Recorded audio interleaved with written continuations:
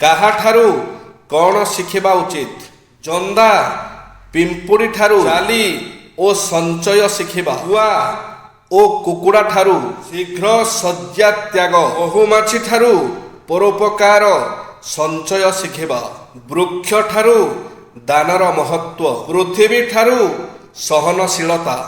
ଶାସ୍ତ୍ର ପୁରାଣରୁ ଜୀବନ ଗଠନ। ଗୁରୁଠାରୁ ସଦ୍ଜ୍ଞାନ। ହଂସଠାରୁ ମନ୍ଦରୁ ଭଲକୁ ଗ୍ରହଣ କରିବା। ସୂର୍ଯ୍ୟଠାରୁ ନିର୍ବିକାର ଦେବାର କୌଶଳ ଶିଖିବା। ବଗଠାରୁ ଏକାଗ୍ରତାର ରକ୍ଷା। କଚ୍ଛପଠାରୁ ବିପଦକୁ ଏଡ଼ାଇବାର କୌଶଳ। ସମୁଦ୍ରଠାରୁ ଆନନ୍ଦ ଉପଭୋଗ କରିବା। ମାଛକଠାରୁ ନିଷ୍ଠାବାନ ହେବା ପାଇଁ ଶିଖିବା ଉଚିତ।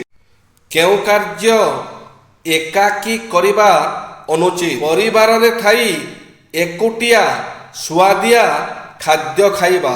ଶୋଇବା ଲୋକଙ୍କ ମଧ୍ୟରୁ ଏକୁଟିଆ ଉଠିଯିବା। ଖାଉଥିବା ଲୋକଙ୍କ ମଧ୍ୟରୁ ଏକୁଟିଆ ଉଠିଯିବା। ଏକାକୀ ଜଟିଳ ବିଷୟରେ ଚିନ୍ତା କରିବା। ଏକାକୀ ଦ୍ୱନ୍ଦ୍ୱକୁ ଯିବା। ବହୁ ନାରୀ ବା ଏକାଧିକ ନାରୀ ନିକଟକୁ ଏକାକୀ ପୁରୁଷ ଯିବା। ଯେଉଁ ଘରେ ବଢ଼ିଲା ଝିଅ ଥିବ ଗୃହକୁ ଏକାକୀ ପୁରୁଷ ଯିବା। ଏକାନ୍ତରେ ନାରୀ ବଧୂ ବା ଅନୁଢା କନ୍ୟା ସହିତ ଏକାକୀ ଗପିବା। ନାରୀ ବଧୂ ବା ଅନୁଢା କନ୍ୟା ସହିତ ଏକାକୀ କେଉଁଠାକୁ ଯିବା ଅନୁଚିତ?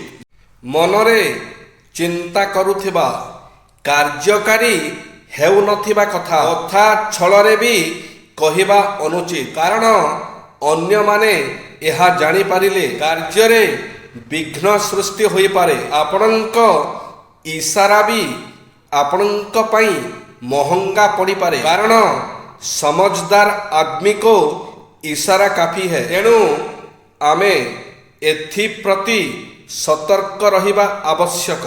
ଅଶୋଚ ଅବସ୍ଥା କେତେବେଳେ ହୋଇଥାଏ? ଚୋର ହୋଇସାରିବା ପରେ, ତୈଳ ଲଗାଇବା ପରେ, ସହବାସ ପରେ, ଶବ ପୋଡ଼ି ସାରିବା ପରେ, ମଳ ତ୍ୟାଗ ପରେ ମଣିଷ ଅଶୁଚି ହୋଇଥାଏ।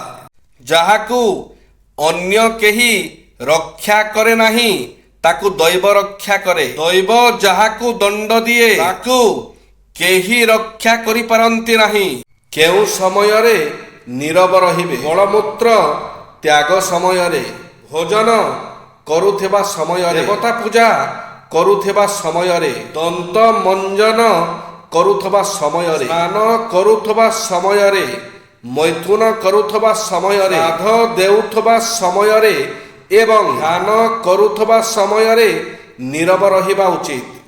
ଆୟୁଷ ଥିଲେ ସମୁଦ୍ରରେ ବୁଡ଼ି ଯାଉଥିବା ଲୋକର, ପର୍ବତରୁ ଖସି ପଡ଼ୁଥିବା ପ୍ରାଣୀର, ରକ୍ଷକ ଦଂଶନ କରିଥିବା ଲୋକର ପ୍ରାଣ ମଧ୍ୟ ରକ୍ଷା ପାଇଥାଏ। ଯିଏ ସର୍ବଦା ପରଦୋଷ ଦେଖେ, ନିନ୍ଦା କରେ, ସେ ଅନ୍ୟ ମହାପାପ କରିବାକୁ ମନ ବଳାଇବା ଉଚିତ ନୁହେଁ।